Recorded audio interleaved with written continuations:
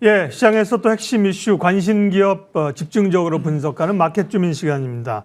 반도체 바닥론과 함께 반도체 관련주 소부장 관심이 높은데 오늘은 반도체 후공정 업체 SFA 반도체를 분석합니다.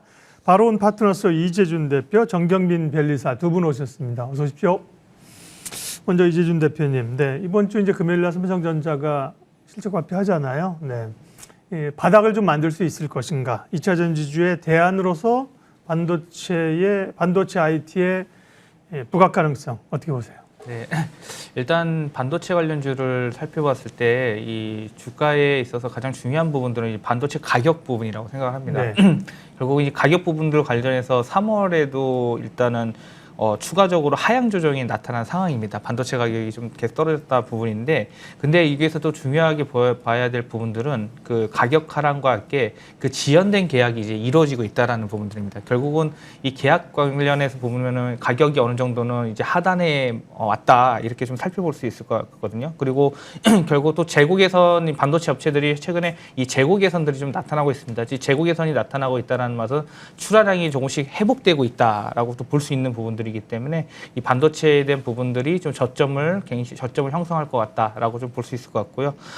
반도체 관련 부분에서도 PC에서 이제 모바일 그리고 데이터 순으로 이제 정상화될 것으로 현재 예상을 하고 있습니다. 그리고 현재 중요하게 또 볼 부분은 미국 마이크론에서 이 관련된 부분에서도 또 재고 개선이 나오고 있다라는 부분들을 또 언급을 해주는 부분들도 또 이 반도체 센티멘탈 측면에서도 좀 좋은 신호로 나오고 있다라고 볼 수 있을 것 같고요. 최근에 또 국내에서 중요하게 봐야 될 점들이 하나 있는데, 이 중국에서 이 마이크론 제재 관련된 이슈입니다. 이게 긍정적인 요인도 있고 부정적인 요인도 있다 이렇게 볼 수 있는데, 중국이 아무래도 미국의 우리나라 반도체업들이 우방국이기 때문에 한국에서도 좀 유사한 제재를 가할 수 있다라는 부분들은 또 부정적 요인으로 또 작용이 될 수 있을 것 같고요.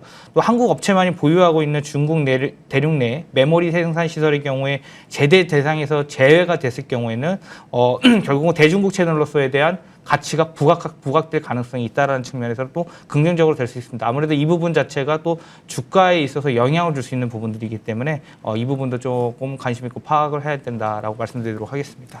반도체는 관심이 많은데 투자에 어려움이 있습니다. 뭐냐? 소부장 쪽에 특별히 기업들이 많다. 맞습니다. 너무 많다. 예, 선별하기 어려운 건데, 오늘 대표님이 그 반도체 섹터 내에서의 분야와 함께 핵심 종목들을 표를 딱 가져오셨는데, 네. 굉장히 유용합니다. 설명해 주세요. 네, 일단은 반도체에서 전체적으로 종합적으로 반도체 기업과 그리고 네. EUV 관련 이슈에서 이 EUV 관련 반도체 소재 그리고 EUV를 제외한 반도체 소재 업체들을 좀 한번 볼 것 같고요. 그리고 반도체 장비 그리고 반도체에서 설계 부분을 담당하는 디자인 쪽 팹리스 그리고 반도체 테스트 및 후공정 관련된 기업들을 살펴보도록 하겠습니다. 먼저 종합 반도체는 대표적으로 삼성전자, 하이닉스를 들을 수 있고요. 그리고 DB 하이텍을 볼 수 있습니다. 그리고 EUV 관련해서 반도체 소재는 한미반도체, 원익QSC 등이 있고, EUV를 제외한 반도체 소재 기업은 하나머티리얼즈, 원익머티리얼즈, 오션브리시, CCK 등이 있습니다. 그리고 반도체 장비 기업은 원익 IPS, 이오테크니스, 유진테크, HPSB, 테크윙 등이 있고요.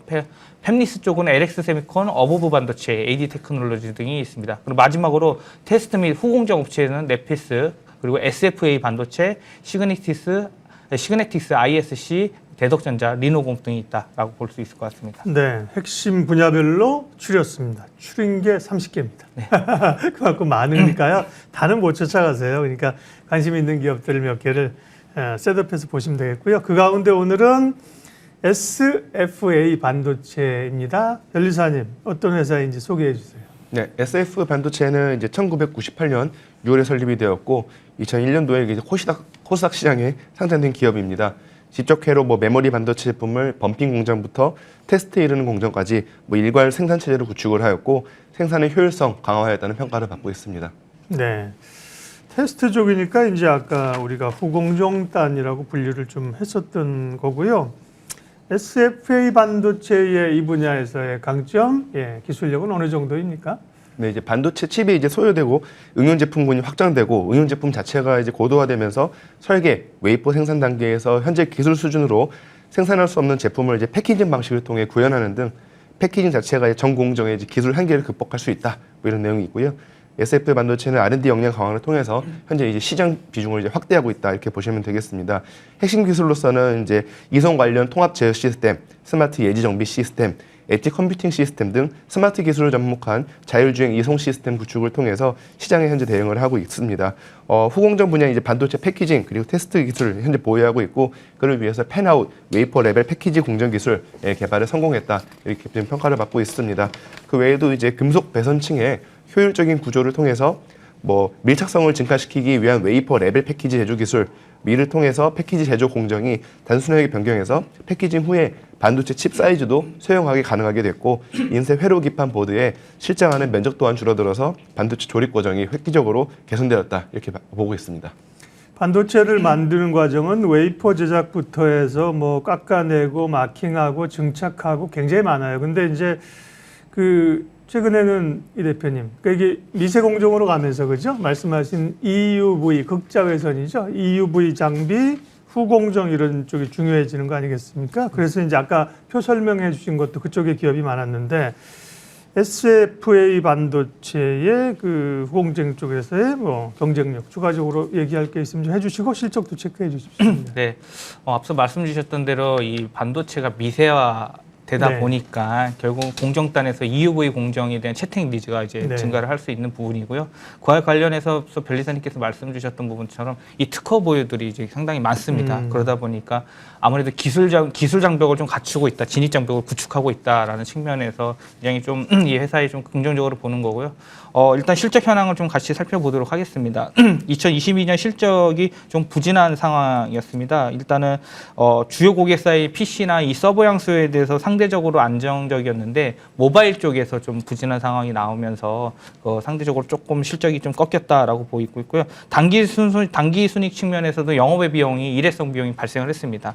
이 부분은 또 이제 개선될 수 있는 부분들이기 때문에 22년에 실적이 좀 반영한 수치가 있다라고 보시면 될 것 같고요. 올해 1분기 실적도 지금 현재 시장에서는 조금 부정적으로 보는 부분들이 있습니다. 매출액이 1,200억 수준, 그다음에 영업이익이 손실이 20억 정도 날 것으로 현재 전망을 하고 있는데요.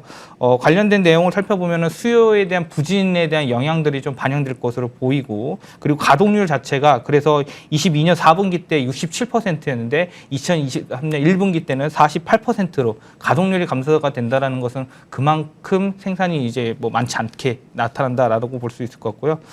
반도체 바닥론이 나오고 있는데 이 글로벌 PC 서버 제조업체들에서는 현재 높은 D램을 재고 수준을 보유하고 있기 때문에 이 재고에 대한 부분들을 조금 파악하고 지켜봐야 될 문제라고 좀 보고 있기 때문에 아무래도 1분기까지랑 2분기까지는 조금은 실적 자체가 좀 좋지 않은 영향이 나타날 수 있다 이렇게 볼 수 있을 것 같습니다. 네. 그래요. 실적이 좀 팍팍 좋아져야 되는데 조금 주춤한 상황입니다. 그 부분은 뒤에 이제 주가 얘기할 때 추가적으로 다시 얘기하고요. SFA 반도체 특허 현황 체크하죠, 변리사님? 네, 특허가 좀 많은 편입니다. 총 350건 지금 검색이 되었고요.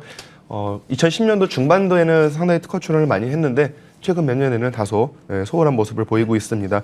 등록률은 73%, 256건 검색이 되었습니다. 기술 분야별로 살펴보자면은 대부분의 특허가 H01L 부분에 나왔는데 다 이제 반도체 관련된 특허라고 보시면 되겠고요. 최근 등록된 특허를 하나 좀 살펴보자면은 2020년도에 출원돼서 2022년도에 등록된 특허거든요. 수발광 일체형 반도체 패키지 제조 방법에 대한 것이고요. 캐리어 기판에 실장되어서 캐비티를 형성하는 패턴부, 캐비티 내에 배치되는 발광 소자, 수광 소자와 발광 소재에서 방출된 빛을 수광 소자로 반사하는 반사부가 됨으로써 컴팩트하게 제작하겠다. 그래서 제품 크기에 유연하게 대처할 수 있다. 제품 단가를 낮출 수 있다. 이런 장점이 있는 특허라고 보시면 되겠습니다. 관련하여 최근 시장 동향을 좀 살펴보자면은 전반적으로 이제 특허가 좀 많이 증가하고 있는 상황이라 보시면 되겠고요. 미국과 한국에서 가장 많은 특허가 이제 검색이 되고 있습니다. 주요 출원인으로는 아무래도 삼성전자가 거의 압도적이라 보시면 되겠고 그 이외로 이제 타이완 세미컨덕터, 어드밴스 세미컨덕터, 인텔, SK 하이닉스 등이 뒤를 잇고 있었습니다. 네. 이재준 대표님, 수급이나 주가 전망하겠습니다. 실적은 사실 드라마틱하게 안 나오는데 주가는 3월에 보니까 많이 올랐어요. 네. 올랐습니다. 물론 이제 올랐으니까 우리가 다룰 가능성이 높은데 그죠? 네. 오르기 전에 딱 다루고 얘기하고 팍 오르면 좋지만 쉬운 건 아니고요. 주가 부분 좀 설명 판단해 주세요. 네.